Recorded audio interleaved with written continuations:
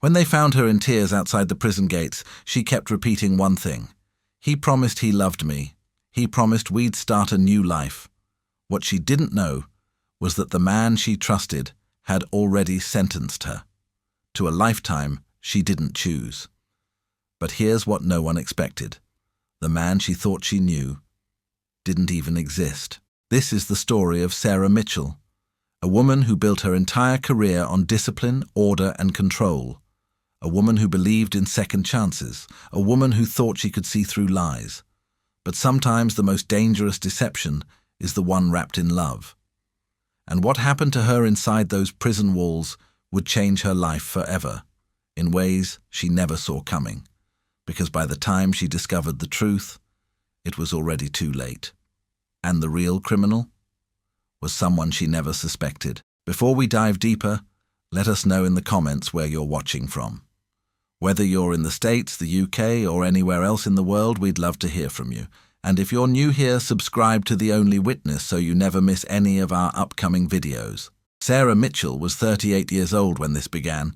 She'd worked at Riverside Correctional Facility in Ohio for 12 years. Started as a guard, worked her way up to senior warden. She was respected, feared even. The kind of woman who didn't smile much, didn't bend rules, and didn't let emotions cloud her judgment. At least that's what everyone thought. But behind the uniform, behind the stern face and the crisp commands, Sarah was lonely. Deeply, achingly lonely. She'd been divorced for 6 years. No kids. Her ex-husband had left her for someone younger, someone softer, someone who didn't come home smelling like industrial soap and carrying the weight of other people's crimes. Sarah threw herself into work after that. It was easier than facing an empty apartment, easier than admitting that she was 40 years old and had no one waiting for her at the end of the day. Her colleagues noticed. The way she stayed late, the way she volunteered for extra shifts, the way she ate lunch alone in her office, staring at reports instead of talking to people. But no one said anything, because in a place like Riverside, everyone had their own way of coping. And Sarah's way was control until she met him. His name was Michael Brennan. Inmate number 74293, serving 10 years for financial fraud. He'd scammed investors out of nearly $2 million through a fake real estate scheme. Charming, intelligent, well-spoken. The kind of man who didn't look like he belonged in prison. He had soft brown eyes, graying hair at the temples, and a smile that made you feel like you were the only person in the room. Sarah first noticed him during a routine cell inspection. He was reading a thick book, philosophy, Sartre. When she asked him about it, he didn't give her the usual inmate responses. The yes, ma'am, no, ma'am, whatever you say, ma'am. Instead, he looked up at her and said, "It helps me make sense of being trapped in a place where freedom is just a concept. Most people in here don't think about why they're suffering. They just suffer."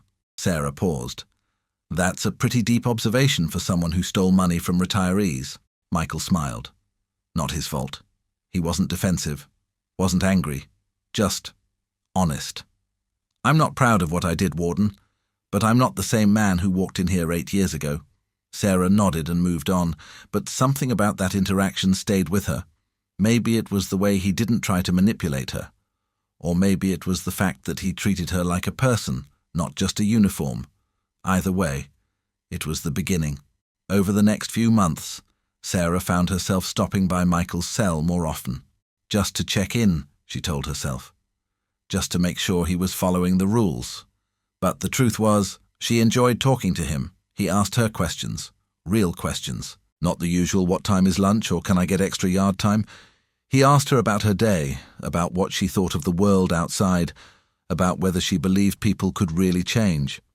And Sarah, for the first time in years, found herself answering honestly. She told him about her divorce, about how lonely she felt, about how sometimes she wondered if this job was worth it. If spending her life surrounded by criminals and concrete and despair was really the life she wanted. Michael listened. He didn't judge, didn't offer empty platitudes. He just listened. And that, Sarah realized, was something she hadn't had in a long time. Someone who actually listened. It started small. A book recommendation here, a shared joke there. Then it became longer conversations. Conversations that stretched past her shift. Conversations that made her heart beat a little faster. And then one day, Michael said something that changed everything. "You know, Warden, you're not like the others." Sarah raised an eyebrow. "What do you mean? You see people? Most guards, they look at us and see numbers, crimes, threats. But you see people. And that's conversations that stretched past her shift. Conversations that made her heart beat a little faster. And then one day, Michael said something that changed everything. "You know, Warden, you're not like the others." Sarah raised an eyebrow. "What do you mean? You see people? Most guards, they look at us and see numbers, crimes, threats. But you see people. And that's rare." Sarah didn't know what to say, so she just nodded and walked away. But his words stayed with her, because deep down she knew he was right. She did see people. And maybe that was her weakness. But what Sarah didn't know was that Michael had been watching her long before that first conversation. He'd studied her routine, her habits, the way she walked, the way she talked, the way her eyes lingered just a little too long when she was tired. He knew she was divorced. He knew she was lonely. He knew exactly how to get to her. Because Michael Brennan wasn't just a con man. He was a professional. And Sarah Mitchell, she was his next mark. Michael had done this before, 3 times in fact, in 3 different prisons. 3 different women, all of them lonely, all of them desperate for connection, all of them willing to bend the rules for a man who made them feel seen. The first was a prison nurse in Pennsylvania. Michael had convinced her to smuggle medication for him, told her it was for his heart condition, told her he loved her. She got caught, lost her license, went to prison herself. Michael got transferred. The second was a social worker in Maryland. Michael convinced her to help him fake psychiatric evaluations, told her he was being abused by guards, told her he needed her protection. She believed him. Until the truth came out. She was fired, reputation destroyed. Michael got transferred again, and now Sarah was number 3. Except this time, Michael had a bigger plan. This time, he wasn't just looking for favors, he was looking for freedom, and Sarah was going to give it to him. 6 months into their relationship, Sarah crossed a line she swore she'd never cross. She gave Michael her personal phone number. "Just for emergencies," she told herself. "Just in case something happens and he needs to reach me." But it wasn't for emergencies, it was because she wanted to talk to him. Outside the prison, outside the roles they played. She wanted to hear his voice without the echo of metal doors and surveillance cameras. Their first phone call lasted 2 hours. They talked about everything. Books, music, dreams.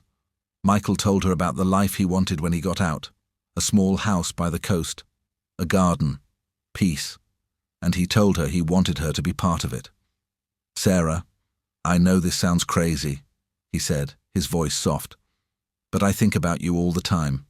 I think about what it would be like if we could just be together. Without all this." Sarah's heart raced. "Michael, you know that's not possible." "Why not?" "Because you're an inmate. I'm a warden. It's against every rule. Everything." "Rules," Michael said gently. "Rules are just lines people drew because they were afraid. But what if the line is wrong? What if what we feel is real?" Sarah wanted to say no.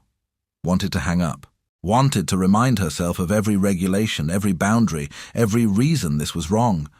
But instead she whispered, "What if it is?" And that was it. That was the moment she let herself fall. Their relationship deepened quickly.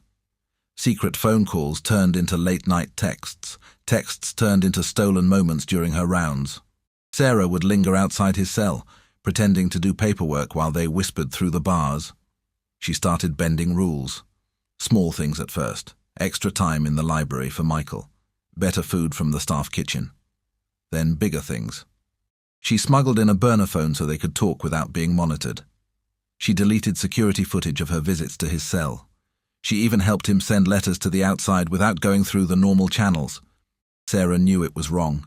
She knew she was risking everything. Her job, her reputation, her freedom. But she didn't care. Because for the first time in years she felt alive, she felt wanted, she felt loved. Michael told her every day. I love you, Sarah. I've never felt this way about anyone. You're the only good thing in my life." And Sarah believed him, because she wanted to, because she needed to. But while Sarah was falling deeper in love, Michael was executing his plan. He'd been in contact with someone on the outside. Someone Sarah didn't know about. Someone who was helping him set everything up. His brother Daniel. Daniel Brennan was everything Michael wasn't. Quiet, careful, methodical. While Michael was the face, Daniel was the brains. And together, they'd been planning this for months. The goal? Use Sarah to smuggle out information, financial records, guard schedules, security protocols, everything they needed to orchestrate a massive prison break, not just for Michael, but for 6 other inmates. All of them willing to pay Daniel a fortune for their freedom, and Sarah, she had no idea she was helping them. 9 months into their relationship, Michael's release date was approaching. 3 months left on his sentence, and he had a plan. "Sarah, when I get out, we're leaving," he told her one night. Leaving? Leaving all of this. Ohio, the memories, the judgment.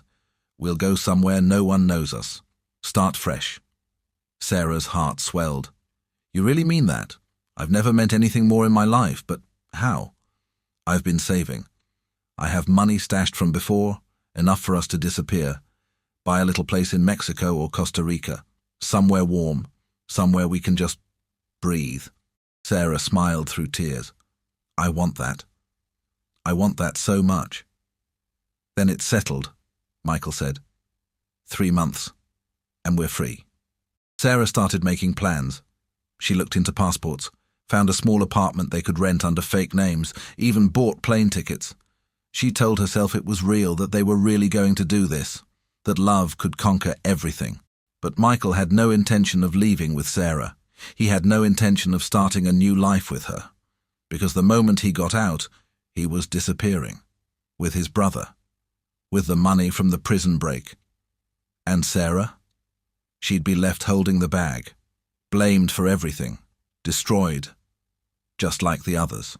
2 months before Michael's release, Sarah started feeling sick, exhausted, feverish. She brushed it off at first, thought it was stress, thought it was the long hours and the emotional weight of everything she was juggling.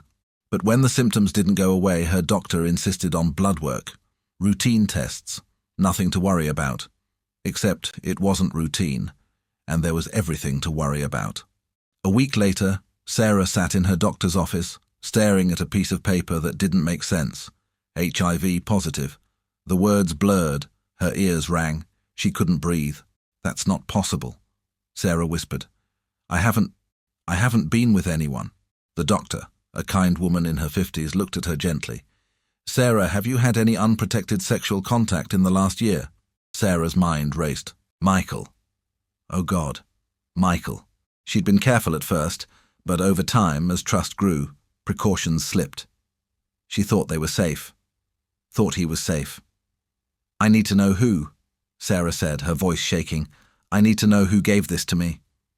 The doctor nodded. "We'll need to trace your contacts, but Sarah, if you've been intimate with someone who's HIV positive and didn't disclose their status, that's a crime." Sarah didn't wait. She drove straight to the prison, demanded to see Michael's medical file. At first, the medical staff resisted, but Sarah had clearance. She was a senior warden. And when she pulled that file, everything fell apart.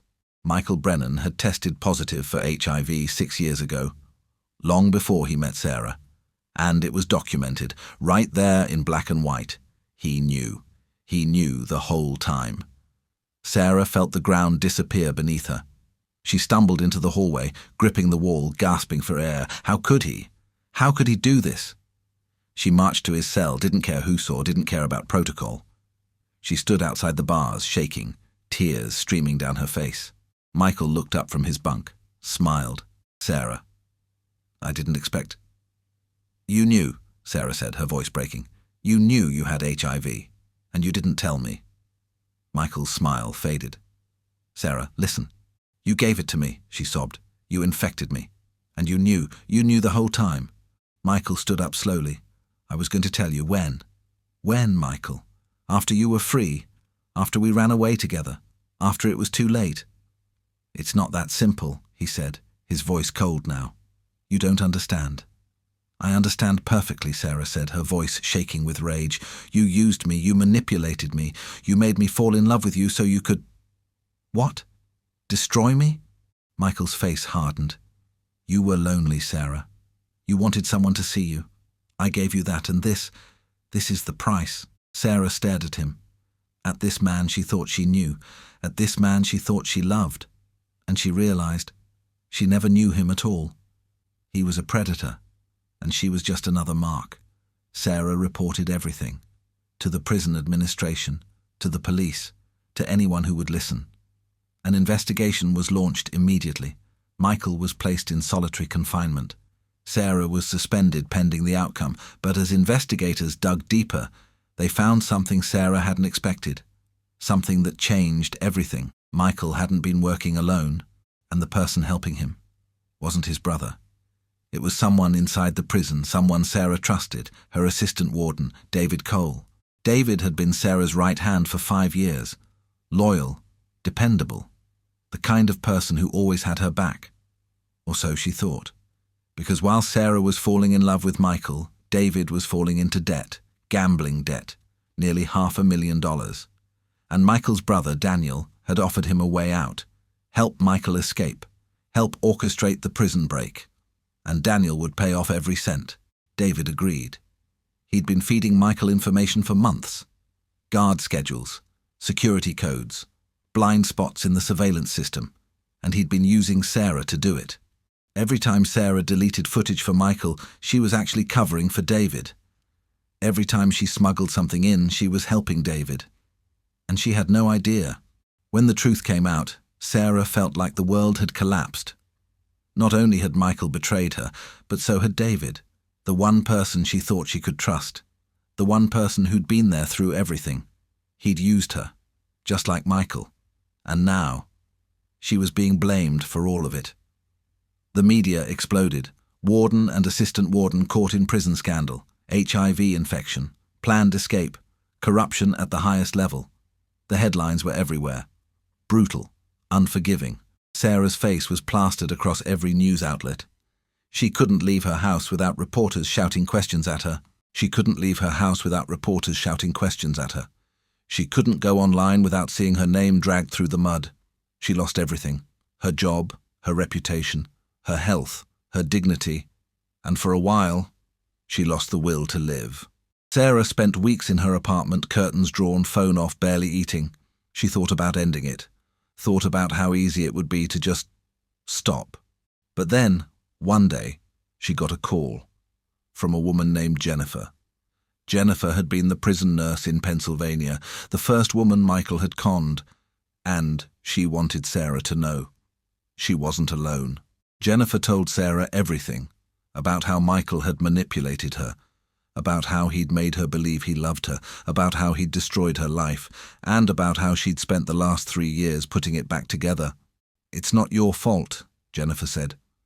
"I know it feels like it is, but it's not. He's a predator. And predators don't just hurt you once. They make you believe you deserved it." Sarah cried.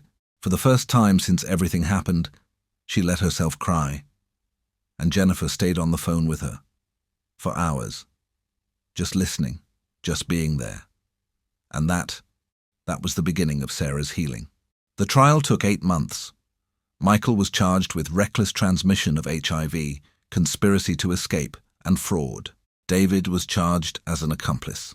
The prosecution laid out the entire scheme, how Michael and Daniel had planned everything, how David had helped, how Sarah had been manipulated into being their pawn. The defense tried to paint Sarah as complicit, as someone who knew what she was doing, but the evidence was clear. Sarah had been used. And when the jury heard testimony from Jennifer, from the social worker in Maryland, from 2 other women who came forward, they saw the pattern. Michael was found guilty on all counts, sentenced to life without parole. David was found guilty, sentenced to 20 years. And Sarah was cleared of all charges, but the damage was done. Even though she was legally innocent, the public didn't see it that way. They saw a warden who fell in love with an inmate, a woman who let her emotions override her judgment. a cautionary tale. And Sarah had to live with that. But Sarah didn't disappear. She could have. She could have changed her name, moved away, hidden from the world. But she didn't. Instead, she chose to speak. She reached out to Jennifer, to the other women Michael had hurt, and together they started a support group for women who'd been manipulated by inmates, for women who'd been used, abused, and discarded, for women who needed to know they weren't alone. The group grew, slowly at first, then faster. Women from all over the country started joining, sharing their stories, healing together. And Sarah became an advocate. She started giving talks at prisons, at universities, at conferences. She talked about manipulation, about how predators exploit loneliness, about how love can be weaponized, and she talked about survival because Sarah was surviving. It wasn't easy. Some days were harder than others. Some days she still felt the weight of everything that had happened, the betrayal, the anger, the grief, the fear of living with HIV, but she also felt something else, purpose, because she'd walked through hell, and she'd come out the other side, not unscathed, but alive, and stronger than she'd ever been. Michael is still in prison, serving life. He tried to appeal, failed. He tried to reach out to Sarah. She never responded. Daniel was arrested 2 years later, caught trying to orchestrate another prison break in a different state. He's serving 30 years. David got out on parole after 12 years. He tried to apologize to Sarah. She told him she didn't need his apology. She just needed him to stay away. And he did. Sarah has rebuilt her life completely. She no longer works in corrections. She works full-time as a speaker and advocate. She's written a book titled Behind the Bars of Love. It became a bestseller. And she's found a community, a family, not by blood, but by shared experience. Women who understand, women who've survived, women who refuse to be defined by what was done to them. Sarah is also in a relationship now with a woman named Claire, a therapist who specializes in trauma. They met at a conference. Claire had read Sarah's book, and she wanted to tell Sarah how much it had helped her own clients. They started talking, then emailing, then dating, and now 3 years later they're engaged. Sarah never thought she'd trust again, never thought she'd open her heart again. But Claire showed her that not all love is dangerous, that some love heals. And as for Sarah's health, she's managing. HIV is no longer the death sentence it once was. With medication, with care, with support, Sarah is living a full life. She's not defined by her diagnosis. She's defined by her resilience, and that's what she wants people to know. That no matter what's been done to you, no matter how broken you feel, you can survive, you can heal, you can rebuild. It won't be easy. It won't be quick. But it's possible. And you're not alone. So I want to ask you, do you think Sarah was a victim? Or do you think she made a choice? Do you believe people can be manipulated into love? Or is there always a part of us that knows? And what about the people who helped Michael, David, Daniel? Do you think they were just as guilty, or were they victims too? Let me know in the comments. I really want to hear your thoughts on this. And if this story affected you, if it made you think, made you feel something, please share it, because awareness saves lives. And someone out there might need to hear this. Check out the next video, because sometimes the most dangerous person is the one who makes you feel safe. Thanks for watching The Only Witness. And remember, subscribe so you never miss the next one.